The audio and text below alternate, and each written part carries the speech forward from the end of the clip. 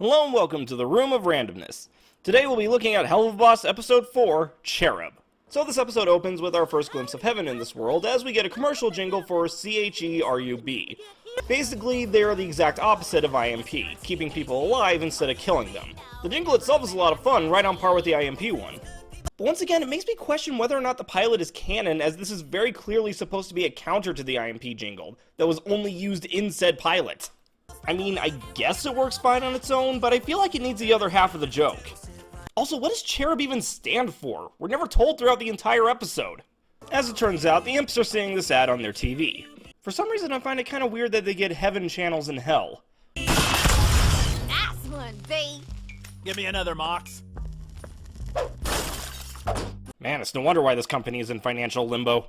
I say, are you looking to get work making crazy contraptions and goofy gadgets? Well, call me at Wacky Wally Wackford's Wacky Idea Factory. This is literally pointless. Suddenly, everyone finds themselves concerned when everything starts shaking. Do not be afraid. Oh god, it's Doc Ock! Quick, hide your Aunt May's! Please tell me you got that insurance thing. Okay, that's it. I'm officially calling the pilot canon, because this joke only works if you've seen it. The fuck is insurance? Otherwise, it'd work just as well if he just said, you better have insurance.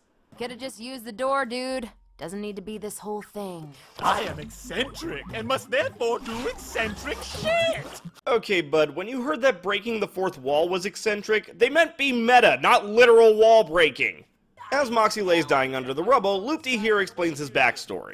I was not always an old man. Yeah, that's kinda how that works, dude. My partner Lyle and I ran Lyle Loopy Robotics. Wow, Dr. Insano got ripped. Anyway, he explains how he and his partner, Lyle Lipton, created a machine that can reverse the aging process. Unfortunately, however, they had the silly thing in reverse. Or didn't have the silly thing in reverse? Point is, they both turned into old men and Loopty died. Now he wants IMP to kill Lyle so he can't hog all the riches and fame from the experiment to himself. If we do kill him, though, and he ends up down here, you will be stuck with him. Forever. Oh, trust me. I'm counting on it. That's kinda hot. Moxie is a masochist is not quite the confirmation that I needed today. So the three go topside, apparently learning something from the previous episode and donning disguises. And this scene proves to me that actual human disguises are in fact a rare commodity. And here you'll find 3 tacky stalkers about to attempt a murder. Things like this can happen to famous people all the time.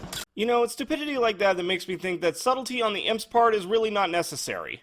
All the riches of the world can't fill the emptiness I'm feeling now that my shitty old body can't do anything of value. Hello? You literally invented a fountain of youth. The machine works. Just go back and return to your previous age. Hell, shave off a few years while you're at it. The imps are ready to let Lyle off himself when...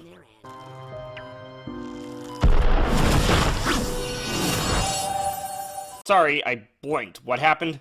Apparently the cherubs have arrived on behalf of the people in heaven who benefited from Lyle's work.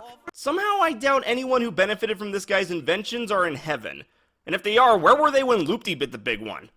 Anyway, the imps are none too keen on this. I mean, what do you expect to do with all this money now you're old and gross? Is that a serious question? He could help spread his wealth around with the people of the world and do so much good with it and be so fulfilled. No, Quite frankly, you cherubs are extremely naive if you thought that was gonna happen. I want you to let me die. Hey, it's The Simpsons every time a new season gets greenlit. So the cherubs try to convince Lyle that life is worth living, and they start with the beauty of nature. Blitz, on the other hand, gives him a different perspective.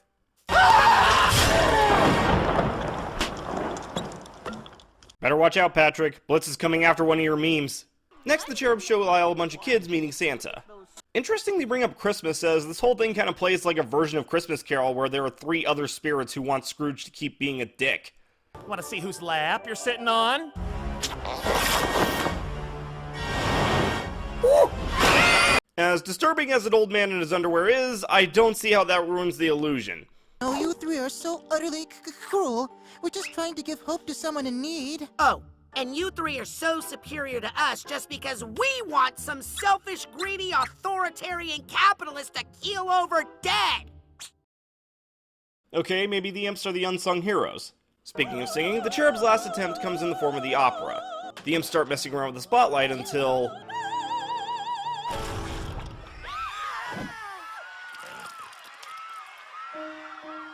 Now that is a true showman! Well, at least we made it bad. Always look on the bright side of... death. You're all such disgusting, loathsome beasts! Your kind is nothing but dirt that shitty dead people tread on! Finally! Confirmation on Imp's place in society! While the Imps and Cherubs go at it...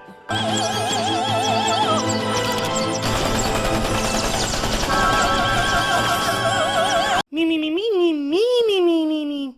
Lyle comes to the realization that life is worth living because you only live once.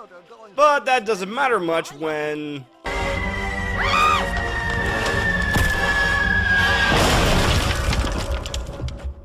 Well, would you look at that? You did our job for us. Huh. Moxie isn't wearing his bow tie. Nice continuity.